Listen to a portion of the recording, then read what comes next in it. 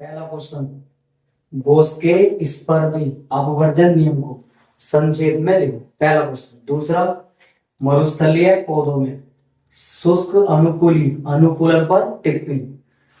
और तीसरा क्वेश्चन है, प्रतिरक्षा को परिभाषित कीजिए उपयुक्त उदाहरण देते हुए। जन्मजात एवं उपार्जित प्रतिरक्षा के बीच विभेद कीजिए। Number 4 question. नंबर 4 है, अनुकूलन क्या है? अनुकूलन के बारे में बताना है क्या है।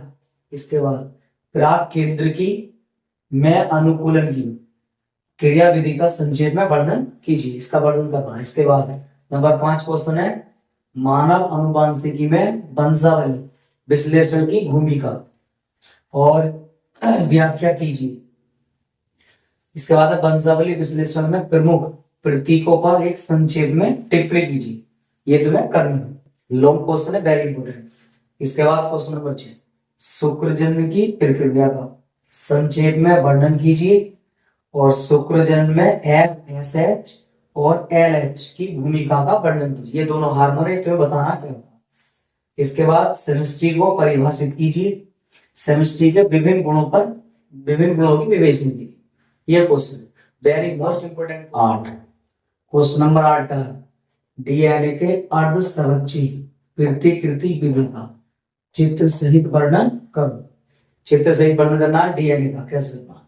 इसके बाद क्वेश्चन नंबर 9, मिलर के प्रयोग का चित्र सहित वर्णन करो। मिलर का जो प्रयोग करा है, जीवन की उत्पत्ति कैसे हुई है वो लिखना।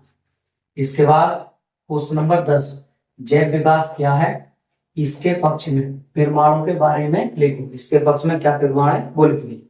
मोस्ट इंपोर्टेंट क्वेश्चन है सभी। इसके बाद क्वेश्चन नंबर 11 है, सूक्ष्म जीवों का प्रयोग रसायन उर्वरक तथा कीटनाशियों को कम करने के लिए भी किया जाता है। सूक्ष्म जीव जो होते हैं उनका किस प्रकार से प्रयोग किया जाता है जैव उर्वरक बनाने में, यह किस प्रकार संपन्न होगा, व्याख्या कीजिए।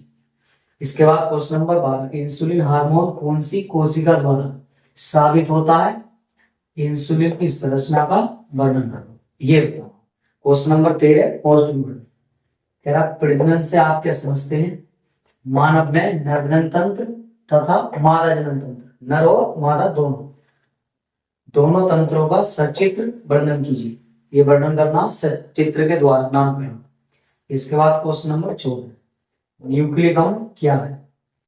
वाटसन एवं किर्क द्वारा प्रस्तावित DNA अणु की द्विकुंडलिनी संरचना का वर्णन करना है इसमें।